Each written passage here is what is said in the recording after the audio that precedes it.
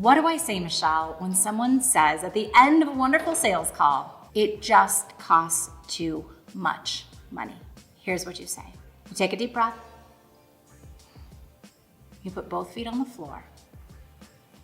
And instead of trying to chase or convince or talk to them about the value in your program or give them more or share your guarantees, this is what I want you to do.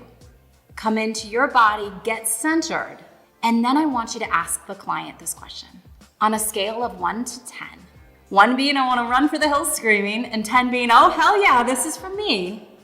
Where are you? How does this program feel to you on a scale of 1 to 10? The client will go ahead and answer, and then your response to that will be, great, tell me the 7, 8 reasons why this feels like a good fit for you. So now what you're doing here, and this one line, right? This one method that I'm teaching you here today is helping you to understand the client's true objection. Now you came to me and you said, but it's the money objection. It's not. It is very rarely the money objection that stops somebody from buying. So your job is to be an investigative reporter and to get in there and go, okay, well, help me understand what the real objection is. And saying on a scale of 1 to 10, where are you? What's really nice is it gets the client talking. It gets them away from the objection that they gave you and help them start to dig around in there and figure out maybe it's their spouse. Maybe it's time. Maybe it's something in the program that was missing that maybe exists that you didn't even mention. So doing this and asking the client on a scale of 1 to 10, 1 being you want to run for the hills screaming and 10 being, oh hell yes, where are you in terms of how much you love this program? This simple way of shifting the conversation is really, really brilliant to help the client come to a choice to have a real conversation about the sales objection. Now, the truth is, if you continue to get the money objection over and over and over again, right? 1 or 2 times, that's okay. But if you continue to get the money objection over and over and over again, the truth is that you are not hosting the sales conversation properly.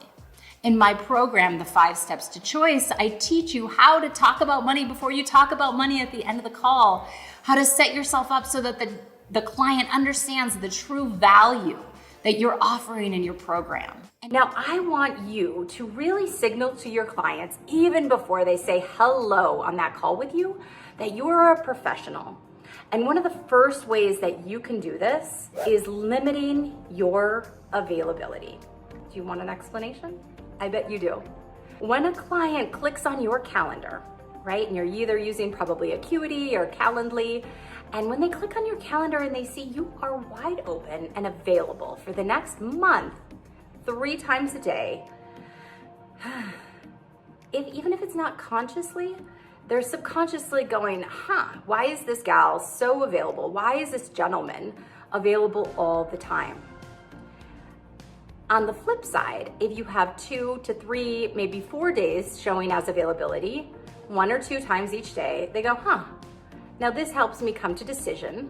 I only have the next week to think about. I can come to decision and pick a time that works for me. This is really, really important. You guys, it sounds so simple, and I know, but so many of you will not do this. So many of my clients, I check back in and their availability is wide open. These small little impressions that we make on our clients, and really, that's claiming your expert status, that's really having fierce boundaries for yourself, is really, really important. So it's easy peasy. I want you to check that one off, and I want you to grab, a buddy, and I want you to check their calendar for you, and make sure that you only have 2 to 3, max 4 days showing as available from the time they're about to schedule their call. Okay? Now, this does not pertain to clients that are already paying you. This is only on the enrollment call. Okay? Sounds good? Easy peasy? You got that one? I want you to limit your availability. There is no question you are going to do this, and that is host your enrollment calls face to face. I resisted this, you guys, for probably a year. 1 year. I thought, I don't want to get dressed in the morning. This is the great joy of this job. I can do it in my PJs. Well, your clients don't want to get dressed either.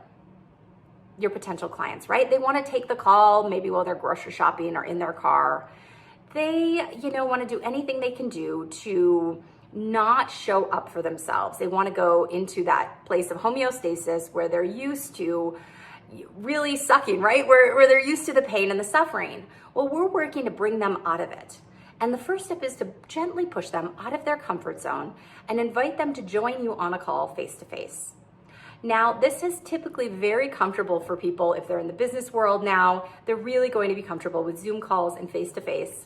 But this is not negotiable. Your clients need to meet you face to face. You can see their expressions, so many things. During the enrollment conversation, you will, whether it's a deep breath, whether they're distracted, and then you're able to insist that they show up, earbuds in, right? Looking at the camera, no distractions, fully committed to their growth. It is a very simple thing that is not negotiable. This is something that I am inviting you to do. Of course, always make sure your background is professional, make sure you look good, make sure you have some good lighting.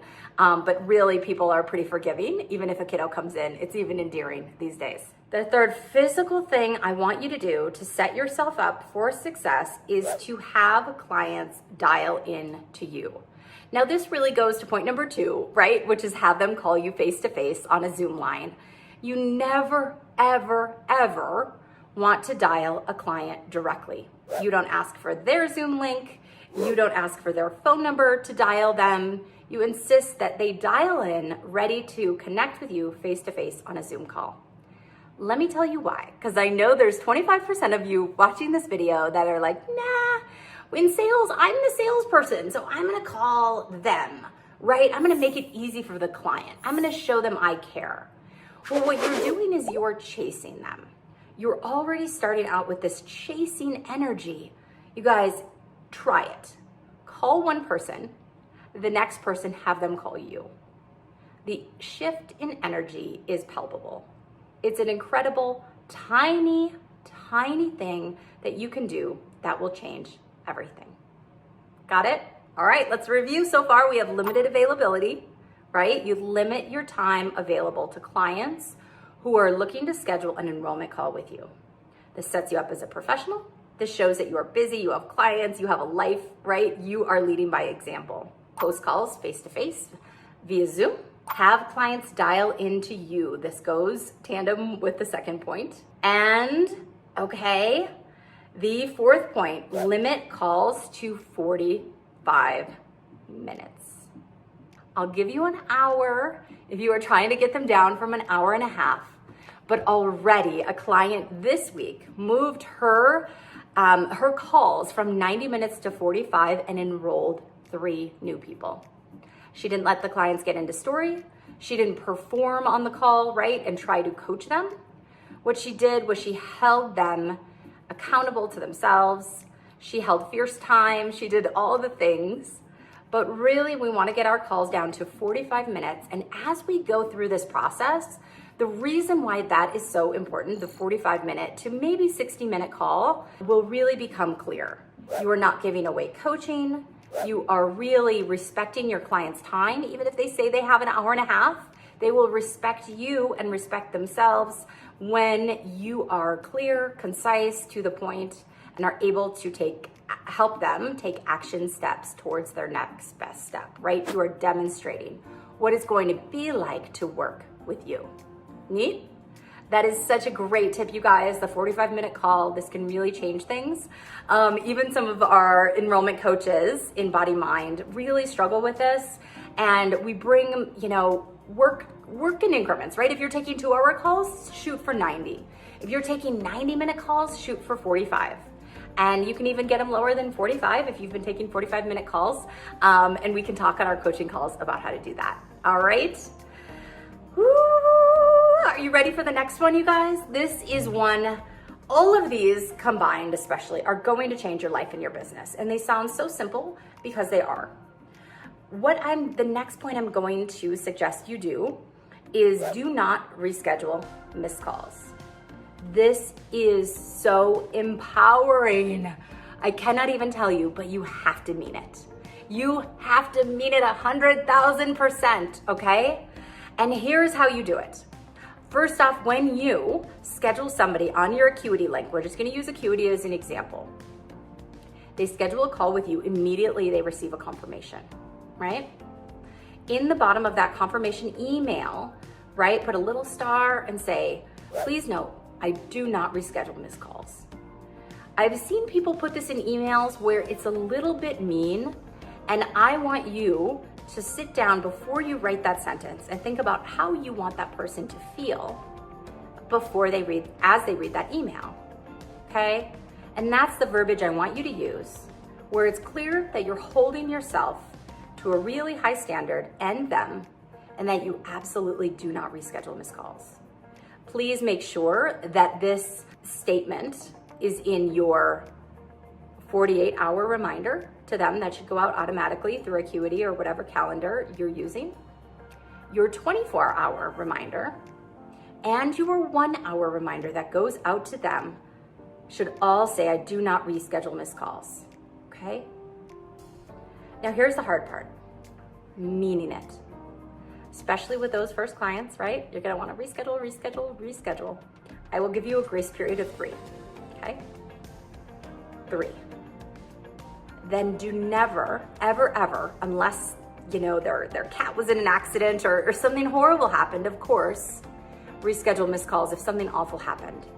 But if they had to, go to the gym or anything like that and they ask you to reschedule, I kindly, with love, ask you to say no. Again, you don't have to be mean. You just simply say, I am so busy and I'm sorry. It is my policy that I do not reschedule missed calls. Actually take the sorry out of it, right? You are not sorry. You are super excited to not reschedule missed calls. Now for the embodied action. We have done what we need to do to show our clients that we have fierce boundaries, right? That we care about our time, that we care about their time, that we are professionals, and that we do not reschedule missed calls. We have done all we can to show them that. But now all of our work, nothing matters if you show up to the call frazzled, right? If you are talking a mile a minute, right? Or if you are so tired. So I want you to really think about figuring out a way to center and ground yourself before those calls. I'm gonna share with you what I do. And I always have, when I have a really sacred space, where I take calls is important to me. It needs to be private. I always have earbuds on. I always make sure I look my best, but I also have a few objects around me that are special to me. One is this crystal, and it's just a crystal that a dear friend gave to me, and it's always cold. And I like to hold it, and it just kind of gives me comfort. And I also have some essential oils nearby, and I have some other just books and things that calm and relax me and ground me and remind me to take a deep breath on these calls. Before I get on a call, and my journey has really evolved over the years, and I used to, do jumping jacks and power pose and all the kinds of things before I get on these calls. Now, over time, I just need a few minutes to get into that sacred space where I remind myself of why it is I'm doing what I'm doing. And I remind myself how important this call is, in that the transformation for the client when they work with me, improving their life, their finances, is such an incredible gift that I can give to them. And so right now I want to focus and come into my body so that I can serve and support them 100%. I personally do a small reading in the morning, and this centers me. Sometimes I'll do some breathing exercises. I have a lot of you own these crazy sexy love notes, and just whatever it is that helps you feel centered and grounded before you get on those calls. And that's gonna really help you bring that energy and come into that first hello with the right mindset of not chasing, of love, of calm, of receiving and truly hearing the client so that you can help them come to choice. Under the same point of really coming into your body, I want to make sure that you take these calls when you feel at your best. For me, I only take calls, even coaching or enrollment calls, at 9 and 11 a.m. This is when I'm at my best. I work 4 days a week and I take 2 coaching calls each of those days. I don't deviate. I never, ever deviate. Well, I shouldn't say that, okay? On occasion I do. And you know what? I regret it. I regret it every single time because those are the times when I'm at my best. Those are the times when I'm feeling rested, able to engage and come into my body. But after that, there's the kids, there's other things going on in the world that are grabbing my attention, and I want to be fully present for my client. So I really invite you to lean into that. What is the best time for you? And maybe the opposite is true.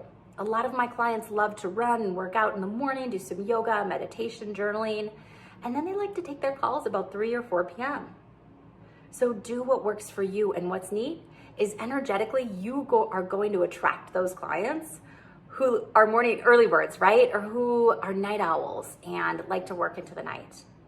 And so your business is going to be even more and more aligned, right? It builds upon itself. When you come into your body, when you take actions that are aligned with you, you attract the clients that are aligned with you. Questions, comments, concerns? I hope that you can take these 5 simple steps, as well as the embodied action, put it into practice, and then tell me about it. And you better bet that I'm going to hold you accountable. And I am going to be looking for your post on Facebook in response to, I'll prompt you, okay? Don't worry. I want you to post your calendar link.